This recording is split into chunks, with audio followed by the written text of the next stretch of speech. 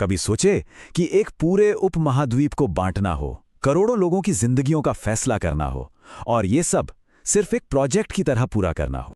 और जानते हैं इस बहुत बड़े काम के लिए वक्त कितना दिया गया? सिर्फ 5 हफ्ते।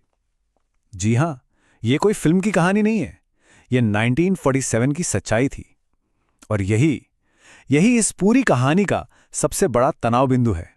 हाँ, सिर्फ 5 हफ्तों में लाखों करोड़ों लोगों के लिए एक नई सरहद खींच देनी थी। यहीं से वो कहानी शुरू होती है जिसे हम लॉजिस्टिकल असंभवता कह सकते हैं, और जिसने इतिहास की सबसे बड़ी त्रासदियों में से एक को जन्म दिया। तो सवाल ये है कि इतने मुश्किल काम के लिए चुना किसे गया? यहीं से इस प्रोजेक्ट की प्लानिंग में पहली और सबसे बड़ी गलती की शुरुआत होती है। उस शख्स का नाम था सर सिरिल रैडक्लिफ। और रैडक्लिफ के बारे में सबसे हैरान करने वाली बात यह है कि उनके पास इस काम के लिए ज़रूरी कोई भी क्वालिफिकेशन नहीं थी। वो एक वकील थे, ना उन्हें भारत का कोई तजुर्बा था, ना ही नक्शे बनाने की कोई समझ थी। उन्हें चुना क्यों गया? सिर्फ इसलिए क्योंकि उन्हें निष्पक्ष माना गया। और निष्पक्ष का मतलब क्या था? कि उन्हें भारत के बारे में कुछ भी नहीं पता था। सोचिए, प्रोजेक्ट की ज़रूरत कुछ और उसे पूरा करने वाला इंसान कोई और इसी एक अयोग्य व्यक्ति को असीमित अधिकार भी दे दिए गए। उनका फैसला आखिरी था, जिस पर कोई अपील नहीं हो सकती थी। ये एक ऐसी गलती थी जिसने शुरुआती भूल को और भी कई गुना बड़ा बना दिया। चलिए, अब जरा इस पूरी प्रक्रिया को थोड़ा और गहराई से समझते हैं। हम देखेंगे कि कैसे वक्त की कमी और गलत पैमानों ने इस प्रोजेक्ट को लॉजिस्टिक्स के नजरिए से शुरू होने से पहले ही फेल कर दिया था। देखिए, कागज पर तो आदेश बिल्कुल सीधा था। पंजाब और बंगाल को हिंदू और मुस्लिम मेजॉरिटी के आधार पर बांट दो। लेकिन जमीन की सच्चाई इससे कहीं ज्यादा उलझी हुई थी। ऐसे इलाके थे जहां मिलीजुली आबादी रहती थी, जरूरी आर्थिक केंद्र थे जो एक दूसरे से जुड़े हुए थे, नहरों और रेलवे लाइनों का एक ऐसा जाल बिछा हुआ था जिसे एक लकीर खींचकर काटना नामुमकिन सा था। ये प्लान जमीनी हकीकत से पूरी तरह कटा हुआ था। अब वक्त की कमी के चलते कई बड़ी बड़ी लॉजिस्टिकल गलतियां हुई। जनसंख्या के जो आंकड़े थे वो अधूरे थे, नक्शे वो तो पुराने थे, और जमीन पर जाकर सर्वे करने का तो वक्त ही नहीं दिया गया। मतलब प्रोजेक्ट मैनेजमेंट की भाषा में कहें तो एक्यूरेसी से ज्यादा स्पीड को तरजीह दी गई, और इसके नतीजे जाहिर है विनाशकारी ही होने थे। अब आते हैं प्रोजेक्ट के आखिरी स्टेज पर, यानी इसे लागू करने के तरीके पर।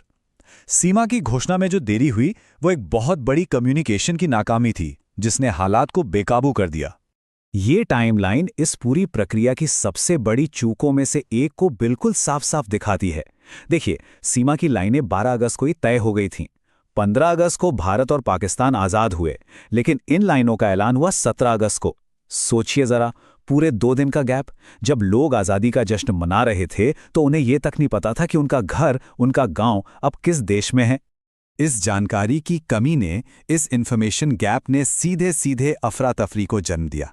जब लाखों लोगों को अचानक पता चला कि उनका घर एक ऐसी लाइन के गलत तरफ चला गया है जिसे वो देख भी नहीं सकते, तो जो भ्रम था वो फौरन दहशत में बदल गया। तो इन सारी लॉजिस्टिकल और प्लानिंग की गलतियों का इंसानों पर क्या असर हुआ, उसका क्या नतीजा निकला, चलिए अब उसे देखते हैं। एक अनुमान के मुताबिक लगभग 1 से 2 करोड़ लोग बेघर हो गए हैं। ये इंसानी इतिहास के सबसे बड़े विस्थापनों में से एक था। ये सिर्फ एक आंकड़ा नहीं है, ये उस जल्दबाजी में लिए गए फैसले की भयावहता को दिखाता है। और ये बात इस पूरी स्थिति को बहुत सटीक तरीके से बयां करती है। लाखों लोगों के लिए वो सीमा सिर्फ एक लकीर नहीं थी, बल्कि ये उनके जीने या मरने का सवाल बन गई थी। और ये सब उस प्रोजेक्ट का सीधा नतीजा था, जिसे इतनी जल्दबाजी में, इतने अधूरेपन के साथ लागू किया गया। तो अंत में ये सबसे अहम सवाल उठता है कि क्या ये त्रासदी होनी ही थी? क्या ये सब टाला नहीं जा सकता था? या ये उन सारी लॉजिस्टिकल चूकों का सीधा नतीजा थी जिनका हमने अभी विश्लेषण किया है? हमें इन सवालों पर सोचना होगा। क्या होता अगर इस काम के लिए 6 महीने और दिए जाते? अगर जमीन की हकीकत को समझने के लिए ठीक से सर्वे किए जाते?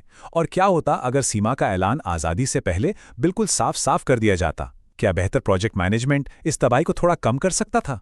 तो आखिरी और सबसे बड़ा सवाल यही है, क्या ये सब होना तय था, या फिर ये एक ऐसी प्लानिंग की नाकामी का नतीजा था जिसका फेल होना पहले से ही लिखा हुआ था? ये एक ऐसा सवाल है जो हमें प्लानिंग और उसके इंसानी नतीजों के बीच के गहरे रिश्ते पर सोचने के लिए मजबूर करता है।